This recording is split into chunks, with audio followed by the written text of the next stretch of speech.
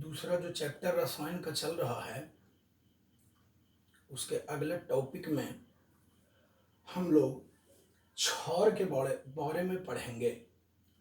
आप लोग अम्ल किसे कहते हैं, अम्ल कितने प्रकार के होते हैं, क्षारक किसे कहते हैं, कितने प्रकार के होते हैं, आप लोगों को बता दिए हैं।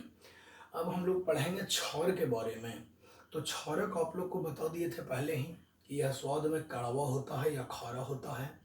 यह जल में घुलकर हाइड्रोक्साइड आयन देता है।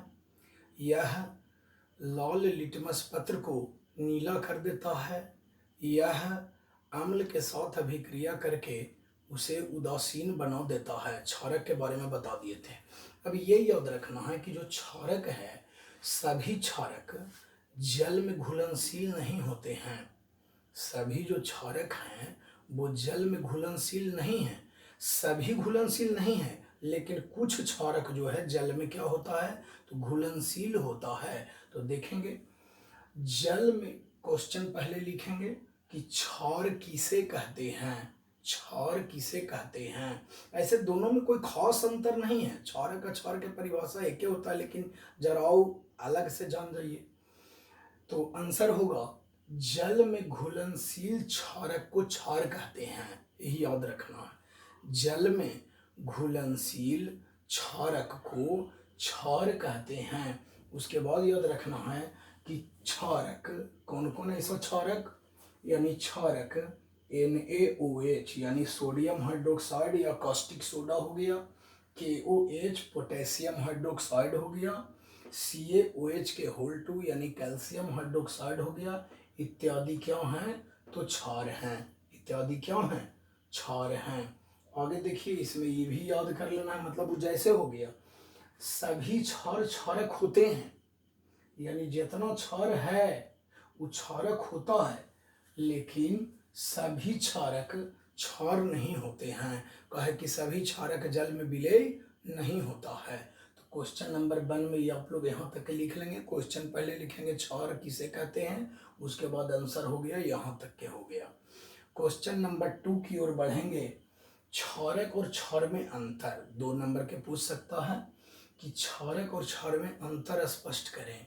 तो आंसर में लिखेंगे क्षारक और क्षार में निम्नलिखित अंतर है। क्षारक और क्षार में निम्नलिखित अंतर है। 2 भाग में बांट देंगे। पहला पट्टी हो गया क्षारक, उप पट्टी हो गया क्षार। तो देखिए क्षारक किसको कहते हैं, तो सभी क्षारक, मतलब क्षारक में याद रखना है कि सभी क्षारक जल में विलय नहीं होते हैं। हम तो ऊपर आपको बताइए दिए थे कि सभी क्षारक जल में विलय नहीं होते हैं, लेकिन देखिए अभी पट्टी याद रखना है, सभी क्षार जल में विलय होते हैं। सभी क्षार जल में विलय होते हैं। अब देखिए पॉइंट में लिखने का नियम है, ये 2 लाइन हुआ, यहाँ 1 लाइन हुआ, लेकिन फिर भी पीछे में 1 लाइन यहाँ पर, और यहाँ जरूरत पड़े तो यहाँ 2 लाइन भी छोड़ दीजिए। लेकिन जब भी होना चाहिए तब पॉइंट के सामने पॉइंट, यहाँ जब दूँ तो यहाँ भी दूँ, बल्कि इधर 2 लाइन का नहीं छोड़ना पड़े, सबका एकदम सामने सामने मिलना चाहिए पॉइंट। सेकंड पॉइंट है कि सभी क्षारक क्षार नहीं होते हैं। सभी क्षारक जो हैं क्षार नहीं होते हैं। अब देखिए उधर कि सभी क्षार क्षारक होते हैं। सभी क्षार क्षारक होते हैं। ये आप लोगों को याद करके रखना है। क्वेश्चन नंबर 2 हो गया। क्वेश्चन नंबर 3 की ओर बढ़ेंगे हम लोग। लवण का निर्माण कैसे होता है, लवण का निर्माण कैसे होता है, इसके उपयोगों को लिखें। एकदम बहुत आसान है, आप लोगों का एकदम बिल्कुल पढ़ा हुआ है। लवण किसे कहते हैं तो आप याद करिए कि पहला चैप्टर आप लोग को लिखाए थे उदासीनीकरण अभिक्रिया, याद है ना। तो उदासीनीकरण अभिक्रिया में बताया गया था कि जब अम्ल एवं क्षारक आपस में अभिक्रिया करके या अपने अपने मूलकों की अदला बदली करते हैं तो लवण एवं जल का निर्माण करते हैं, था ना उदासीनीकरण अभिक्रिया में। तो वही लिखना है। अब इसमें है कि लवण का निर्माण कैसे होता है, तो आंसर में क्या लिखेंगे, तो आंसर में लिखिए कि जब अम्ल एवं क्षारक, जब अम्ल एवं क्षारक आपस में अभिक्रिया करते हैं तो आपस में अभिक्रिया करते हैं तो लवण का निर्माण होता है। इसमें जल किस लिए बोलेंगे, इसमें जल ना बोलेंगे, रिएक्शन में लिखेंगे तो लवण का निर्माण होता है। जैसे उदाहरण याद होगा, देखिए अम्ल एवं क्षारक, तो अम्ल देखिए हो गया HCl, अब देखिए HCl प्लस क्षारक तो NaOH, तीर के चिन्ह देंगे तो देखिए Na एरा वाला Cl एरा में वाला, यानी हो जाएगा NaCl प्लस H2O, यानी ये हो गया हाइड्रोक्लोरिक अम्ल, यानी ये हो गया अम्ल, ये जो हो गया वो हो गया क्षारक, यही क्या हो गया लवण, बन गया ना लवण।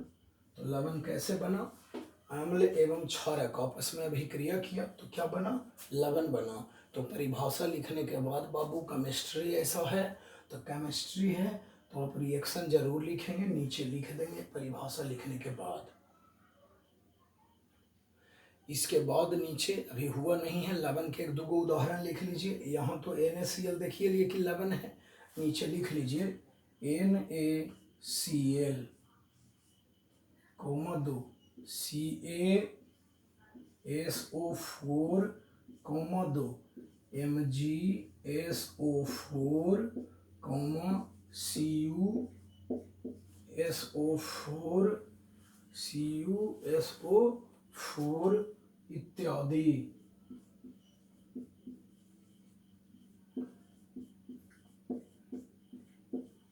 इत्यादि लवण है, नीचे ही लिख लेंगे। NaCl देखिए लिए उदाहरण में NaCl लवण है, CaSO4, MgSO4, CuSO4 इत्यादि क्या है, तो लवण है, इत्यादि लवण है। अब पैराग्राफ चेंज करिए, चूंकि एक में डबल क्वेश्चन है, नीचे लिखिए लवण के निम्नलिखित उपयोग हैं। लवण के निम्नलिखित उपयोग हैं, निम्नलिखित उपयोग हैं। पहला नंबर में लिखेंगे, जानवे करते हैं लवण यानी नमक भोजन में यूज किया जाता है, सब बिना नमक के कैसा भोजन लगता है। तो लिखिए पहला नंबर में भोजन बनाने में, भोजन बनाने में। पॉइंट नंबर 2 में लिखेंगे साबुन बनाने में, पढ़िएगा चैप्टर नंबर 4 में है, तो साबुन बनाने में भी नमक का यूज किया जाता है। साबुन बनाने में,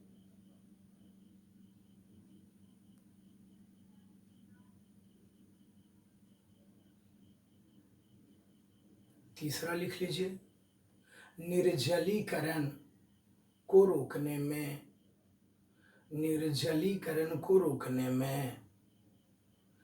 देखिए निर्जलीकरण को रोकने में कहे का मतलब क्या हो गया कि आप लोग जानते हैं कि अगर किसी को दस्त होता है मैंने लैट्रिन अगर ज़्यादा होने लगता है तो डॉक्टर अगर बच्चा रहे चाहे कोई रहे तो उसको कहता है ORS का घोल देने के लिए, या ORS का घोल मार्केट से अगर ना मिले तो नमक चीनी पानी का घोल कहता है पीने के लिए। उसको से शरीर में यानी उल्टी के द्वारा या लैट्रिन के द्वारा अगर पानी में शरीर से निकल गया है तो वो माने नमक और पानी मिला हुआ जो रहता है पानी, उसको पीने से जो है बिल्कुल पानी का जो हमारे शरीर में बैलेंस है वो बना रहता है। तो निर्जलीकरण को रोकने में भी किसका प्रयोग किया जाता है, तो लवण यानी नमक का प्रयोग किया जाता है। यानी पॉइंट नंबर 3 जो है आप लोग का हो गया कंप्लीट, पॉइंट नंबर 3 कंप्लीट हो गया। अच्छे से तरीके से पीछे वाला याद करके रखें, आप लोग की जानकारी के लिए बता दें कि यह जो वीडियो है इतना मेहनत से बनाना पड़ता है कि हम ही लोग जानते हैं, दिल से कहने का ज़रूरत नहीं है। अभी माने जिस रूम में हम हैं चारों तरफ से शीशा लगा हुआ है, शीशा लगा हुआ है, गेट भी लगा हुआ है, फैन भी बिल्कुल बंद रखते हैं क्योंकि फैन भी अगर चलता है तो सोच लीजिए कि हाँ माने डिस्टर्ब होता है, वीडियो अच्छा से नहीं बनता है। तो आप लोग को खाली बताने के लिए जितना हम मेहनत कर रहे हैं उतना अगर कॉस आप लोग अगर कर लें तो आप लोग का जीवन जो है बिल्कुल धन्य बन जाए। सोच लीजिए कि 11:30 12 बजे तक के वीडियो को यूट्यूब पर डालना होता है, फिर उसके बाद 3 बजे उठ करके फिर से डालना पड़ता है ताकि एकदम कोई दिक्कत लड़कन के नहीं हो। हम लोग इतना मेहनत करते हैं और आप लोग जो है मेहनत भी नहीं करते हैं। माने शरीर में हम लोग का सोच लीजिए कि कम से कम क्लास अगर चलता था तो कोई टेंशन नहीं था।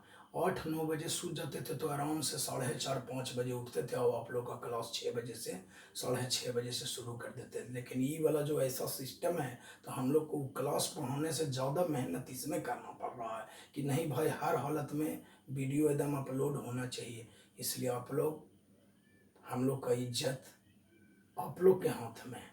इसलिए आप लोग अच्छे से पढ़िए और अच्छे से नाम ऊंचा करिए। मैंने कहने का जरूरत कह नहीं सकते हैं कि कितना पसीना चू रहा है अंदर से। रात्रि समझिए कि 8:30 9 बजे का समय है।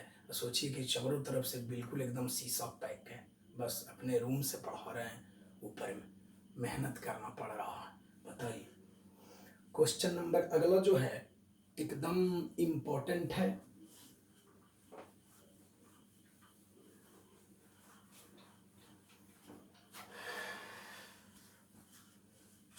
क्वेश्चन नंबर अगला इम्पोर्टेंट है। प्रति अम्ल, प्रति अम्ल इसको अंग्रेजी में कहते हैं एंटासिड। क्वेश्चन लिखेंगे प्रति अम्ल ब्रैकेट में एंटासिड क्या है। प्रति अम्ल या एंटासिड क्या है, पहले अच्छे से समझ लें तब लिखेंगे। कहे कि इम्पोर्टेंट क्वेश्चन है, VVI है। देखिए क्या है प्रति अम्ल या एंटासिड। देखिए हमारे पेट में हाइड्रोक्लोरिक अम्ल होता है जिसको बोलते हैं HCl। हमारे पेट में हाइड्रोक्लोरिक अम्ल होता है जिसको कहते हैं HCl। यह जो है हम कुछ भी भोजन करते हैं ना तो भोजन को पचाने का काम करता है। कभी कभी ऐसा भी होता है कि मछली खाते हैं तो कभी कभी कंठ में बह जाता है, लेकिन पानी पीते हैं या रोटी चावल खाते हैं तो वो कांटा जो है सलग पेट में चला जाता है, तो पेट में चला गया।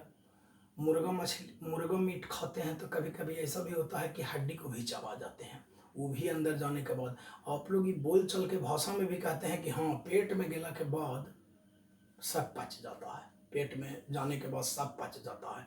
तो बात बिल्कुल सही बोलते हैं कि पेट में जाने के बाद सब पच जाता है, लेकिन क्यों पचता है देखिए हम आपको बताते हैं।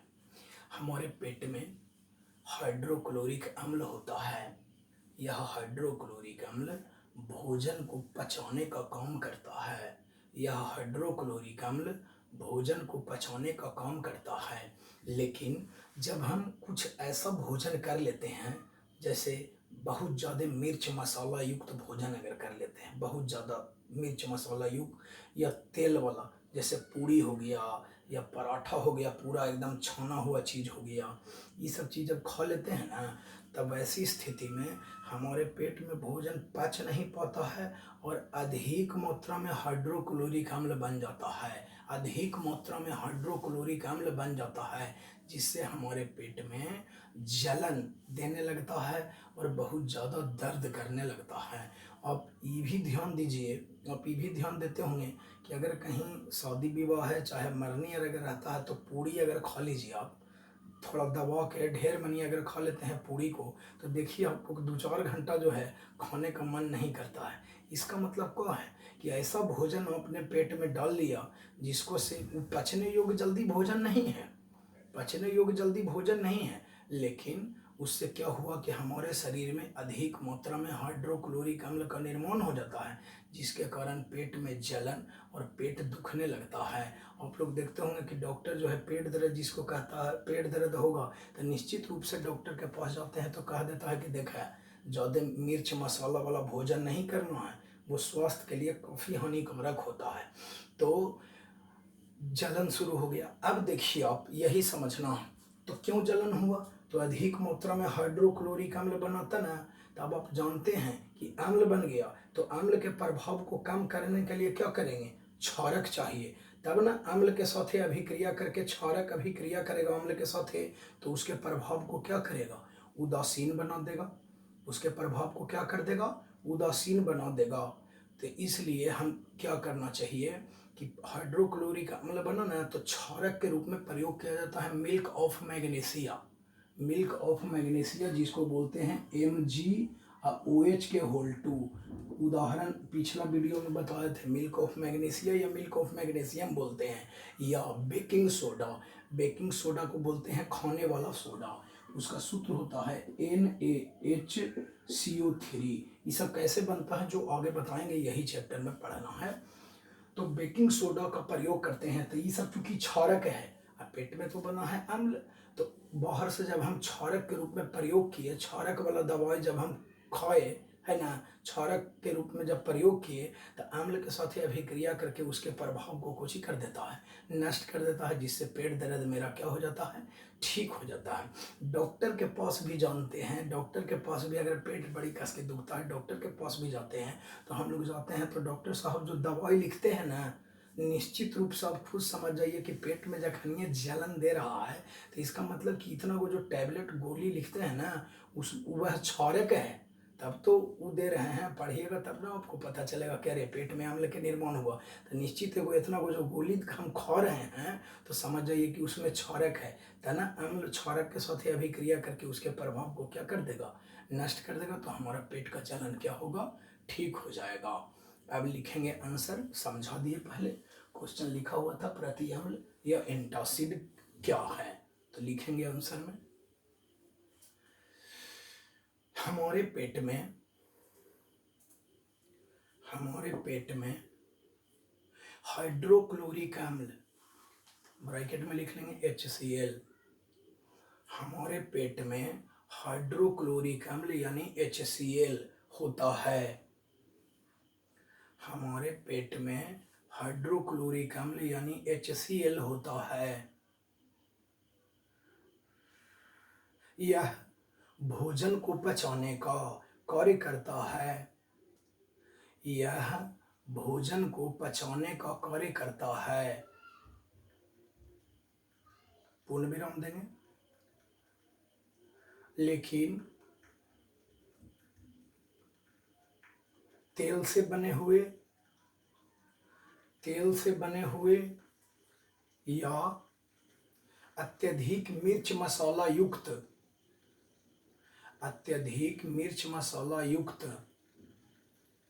भोजन करने से, अत्यधिक मिर्च मसाला युक्त भोजन करने से हमारे पेट में अधिक मात्रा में हाइड्रोक्लोरिक अम्ल का निर्माण होता है। हमारे पेट में अत्यधिक मात्रा में हाइड्रोक्लोरिक अम्ल का निर्माण हो जाता है, जिसके कारण पेट में दर्द और जलन शुरू हो जाता है। पेट में दर्द और जलन शुरू हो जाता है। पूर्ण विराम देंगे। अतः इससे छुटकारा पाने के लिए, माने पेट दर्द से छुटकारा पाने के लिए, अतः इससे छुटकारा पाने के लिए ऐसे क्षारक का प्रयोग किया जाता है जो अम्ल के साथ अभिक्रिया करके उसके प्रभाव को उदासीन